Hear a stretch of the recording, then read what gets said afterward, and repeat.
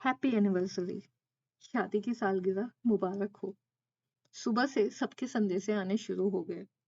कुछ ने तो फोन भी किया, पर जब मैंने उठाया नहीं तो फिर संदेशे के साथ साथ मजाक भी आ गया कि डिस्टर्ब नहीं किया लव बर्ड्स को। लव बर्ड्स सोच के खुद ही हंसी आ गई। लव बर्ड्स और हम दोनों पिछले 4-5 साल से अब ऐसा लगने लगा है कि ये हैप्पी एनिवर्सरी बोल बोल के सब हमारे हाथों पे जलता हुआ कोयला रख रहे हैं। पहले तो मैं सबके फ़ोन कॉल उठा भी लिया करती थी, लेकिन पिछले 1-2 सालों से वो भी करना छोड़ दिया। शायद सब बुरा मान के मुझे बधाई देना बंद कर दें। 1-2 ने तो छोड़ भी दिया है, पर बाकी सब अब भी अपना फर्ज निभाए जा रहे हैं। गलती उनकी कहाँ है?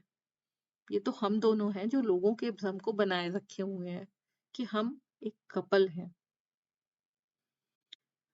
जाने हम वो कब के नहीं रहे। हम तो बस इस भूल भुलैया से निकलने का रास्ता नहीं ढूंढ पा रहे, बस इसलिए साथ में हैं।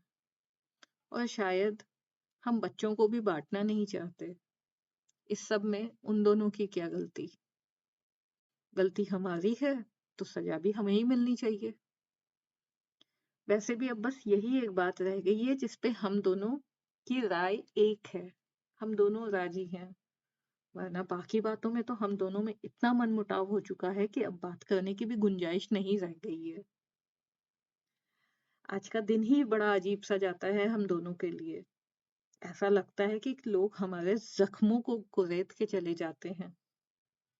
और बड़े मजे की बात है कि इनमें बहुत सारे लोग वो होते हैं जिन्होंने अपनी तरफ से कोई कसर नहीं छोड़ी हम दोनों के बीच में खाई खोदने की। बहुत गुस्सा आता मुझे उन पर, लेकिन मजबूरी में बात कर लेती। लेकिन पिछले 1 साल से मैंने एकदम पक्का डिसीजन ले लिया है कि अब और नहीं। अब मुझे लक्ष्मण रेखा खींचनी है अपने और उनके बीच में। राजेश तो कभी समझेगा नहीं, या पता नहीं समझ के भी क्या कर लेगा, क्योंकि जो इमारत हम दोनों ने 8 सालों में धीमे धीमे खड़ी करी थी, उसको तो उसने उन सबकी बातों में आकर एक एक करके गिरा डाला। ऐसा नहीं है कि ये सब अकेले राजेश ने किया। मैंने भी शायद उसमें कंट्रीब्यूट तो किया है, लेकिन काफी समय तक मैंने उसको समझाने की कोशिश करी, पर वो तो मुझे सुन ही नहीं सकता ना अब। जाने उसको क्यों लगने लगा था कि मैं उसके घर वालों के खिलाफ हूँ। वो मुझसे शिकायत करता कि उसके घर के लोगों को मैं इज्जत नहीं देती। हो सकता है मैं उनकी उम्मीदों पे उतना नहीं जची हूँ, पर ये भी सच नहीं है जो राजेश मुझसे कहता था। मैंने कई बार उसको समझाया कि उसके माँ बाप असुरक्षा की भावना से ये सब कहते हैं। ये वो नहीं, उनकी इनसिक्योरिटी है जो वो इस तरह की बातें मेरे लिए कहते हैं। लेकिन राजेश, वो तो उन्हीं की बातों को सच मानकर बस मुझे सजा सुनाया करता, मुझे दोष दिया करता।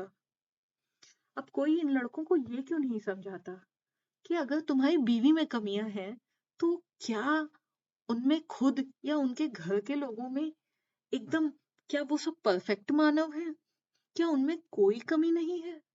क्या उनसे कभी कुछ गलत बात नहीं होती? क्या मैं उनकी गलतियां गिनवा सकती थी? बिल्कुल भी नहीं। अगर मैंने ऐसा कर किया भी तो राजेश कहाँ समझता था, बल्कि उल्टा वो मुझे झिड़कता कि जैसे मैंने भगवान के होने पर प्रश्न चिन्ह लगा दिया है। उसने खुद को और अपने घर के सब लोगों को मेरा भगवान बना दिया था। उसके माँ बाप को धीरे धीरे मेरी हर बात से दिक्कत होने लगी, और वो एक आज्ञाकारी बेटे के जैसे मुझे उस सब के लिए दोष देता रहता। कभी कभी तो मुझे हंसी भी आ जाती थी इस सब पर। मन आता कि पूछूं, ये आज्ञाकारी बेटा विजय विद्रोही कैसे बन गया था मुझसे शादी करने के लिए? काश उसने तब भी अपने माँ बाप की बात मान के मुझे छोड़ दिया होता। मेरी कभी ऐसी कोई इच्छा नहीं थी कि वो अपने माँ बाप को छोड़ दे। अगर मुझे पता चलता कि वो अपने माँ बाप को मेरे लिए छोड़ रहा है, तो शायद मैं ही उसको छोड़ देती। क्योंकि मेरा ऐसा मानना था कि जो इंसान उन माँ-बाप को छोड़ सकता है जिन्होंने उसको जन्म दिया, तो वो कल को किसी और के लिए मुझे भी छोड़ सकता है। पर मेरे इस भावना और उसूल का अच्छा सिला दिया उसने और उसके मॉम डैड ने भी। वो मुझे इल्ज़ाम देता कि मैं इस घर को अपना घर नहीं समझती। वो घर जिसमें मैं अपनी मर्ज़ी से कुछ भी नहीं कर सकती थी। अगर करती तो फिर वो मुझे कहता कि मैं उसको अपने कंट्रोल में लेना चाहती हूँ।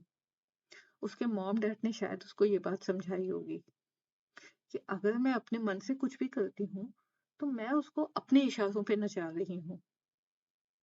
कभी-कभी इस बात पे मेरा मन आता कि मैं अपना सर दीवार पे दे मारूँ या उसका सर फोड़ दूँ। शायद उसके बाद वो एक बार सोचे, अरे दीवार पर एक पिक्चर फ्रेम लगा दिया या अपने मन से 2 बर्तन खरीद लिए मैंने अपने घर के लिए, वो भी अगर मान लो उससे बिना पूछे। तो, तो इस सब से वो मेरे इशारों पे नाचने लगा। कम से कम इस बात को सोचने में उसको थोड़ा तो लेवल ऊपर रखना चाहिए था, थोड़ा तो महत्वाकांक्षी होना चाहिए था। मतलब अगर मुझे उसको अपने इशारों पे नचाना ही होता, तो क्या मैं वो एक पिक्चर फ्रेम या 2 बर्तनों के लिए करती? कुछ बड़ा ना सोचती?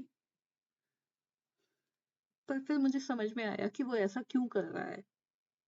वो इन छोटी बातों पे नाराज़ होकर मेरी हिम्मत तोड़ रहा है कि कभी कुछ बड़ा मैं सोच ही ना पाऊँ। हालाँकि हिम्मत मुझ में बहुत थी और उससे भी ज़्यादा था राजेश के लिए मेरा प्यार। इसलिए हमेशा उसको समझाने की ही कोशिश करती रही और तब तक की जब तक कि खुद को भूलना नहीं शुरू कर दिया। राजेश कभी भी बोल देता कि ना तो ये घर मेरा है और ना वो मेरा। आखिर एक दिन आ ही गया जब मैं भी उसके पीछे भागते-भागते थक गई और जब मैंने ऐसा करना बंद कर दिया, उस दिन से मुझे सब बेमानी लगने लगा। मुझे राजेश का सच दिखाई देने लगा। मुझे दिखने लगा कि वो कितना कमज़ोर इंसान है, जबकि मुझे लगता था कि मैं कमज़ोर हूँ और वो हिम्मत वाला। उसके लिए मैंने अपने घर में सबको नाराज़ कर दिया, जबकि वो मेरे लिए एक बार मेरे घर तक नहीं आ पाया। मैंने उसके लिए अपना घर छोड़ दिया, सब कुछ किया, सिर्फ़ उसके साथ के लिए। मेरे सारे कज़िन्स को लगता कि मेरी प्रेम कहानी तो मिसाल है। अब उन्हें कौन बताए कि कहानी तो कब की खत्म हो गई। अब राजेश को लगता कि हम एक बार और कोशिश कर सकते हैं इस रिश्ते को बचाने के लिए। अब उसे मैं कैसे समझाऊं कि अब वो राजेश मेरी निगाह में रहा ही नहीं जिससे मेरा कोई रिश्ता था। एक बार उससे कहने की भी कोशिश की थी, लेकिन तब समझ में आया कि राजेश इस रिश्ते को बचाने की भी कोशिश सिर्फ मुझ पे एहसान दिखाने के लिए कर रहा है, वरना शायद उसको कोई फर्क नहीं पड़ता। बस उस दिन से बची हुई उम्मीदों को भी दफन कर दिया मैंने। अब अपनी एनिवर्सरी सबके हैप्पी एनिवर्सरी के मैसेज डिलीट करके मना लेती हूँ। बड़े मजे की बात है कि मेरे सास ससुर भी मुझे आशीर्वाद देते हैं आज के दिन। पहले मुझे बहुत गुस्सा आता था और अब तरस आता है, क्योंकि ना वो सिर्फ मेरे गुनहगार हैं बल्कि अपने बेटे के भी गुनहगार हैं। Happy anniversary. क्या आपकी भी एनिवर्सरी मेरी ही तरह होती है?